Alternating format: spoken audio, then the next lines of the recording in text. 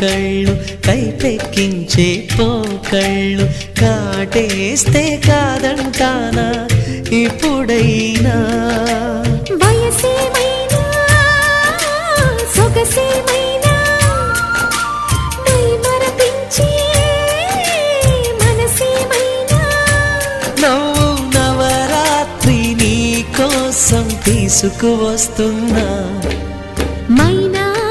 ఏమైనావే మన్మథ మాసం అయినా ఎంతైనా ఇది మెత్తని మోసం